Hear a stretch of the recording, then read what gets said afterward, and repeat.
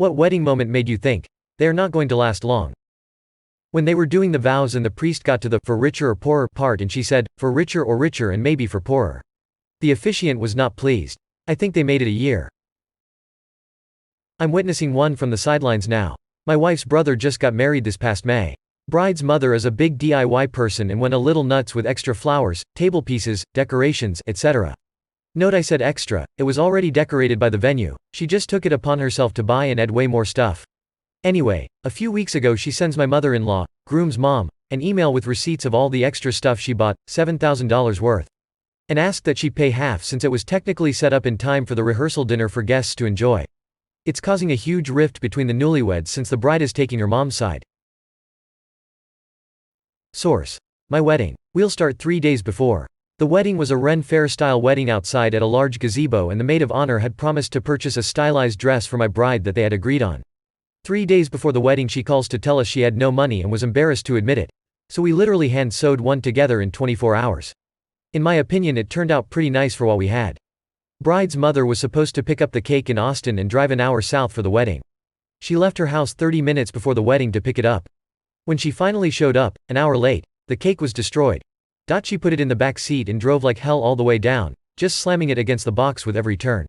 During the 1-hour delay, there was almost a fistfight between two groomsmen because, well, the maid of honor showed up, in the dress that she was unable to afford. Obvious attempt to upstage the bride.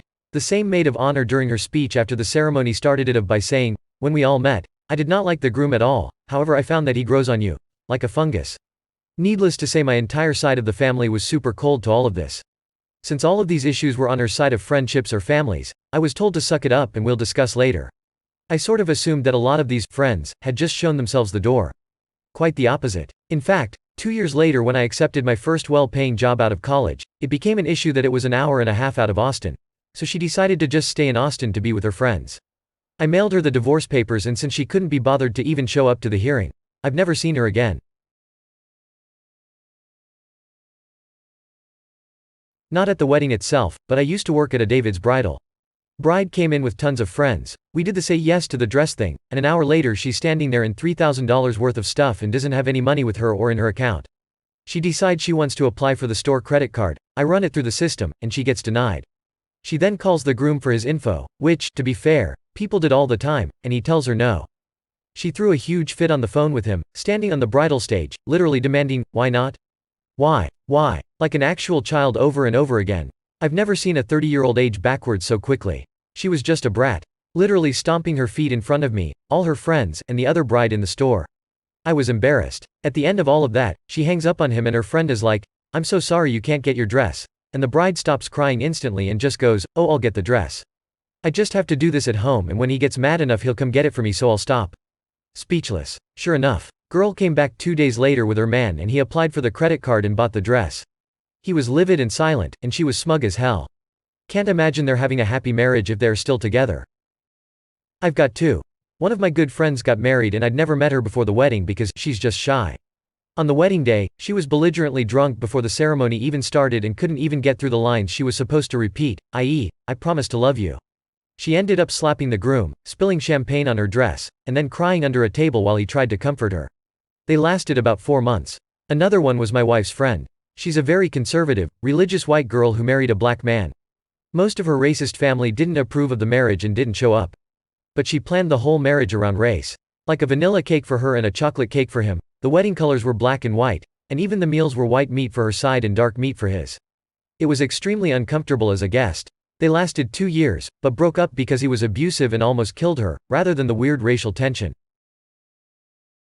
As a wedding photographer I have been to more than my share of weddings. 1. It was a real shotgun wedding. Dad didn't realize it would not stand up in court. Only time the groom was more excited to have photos than the bride. 2. She wanted a limo, he thought a hearse would be better and kept doing lurch impressions. From the Addams family. 3. Her friends took turns motorboating her, females, and he said, get it out of your system as after tonight you never get to do that again.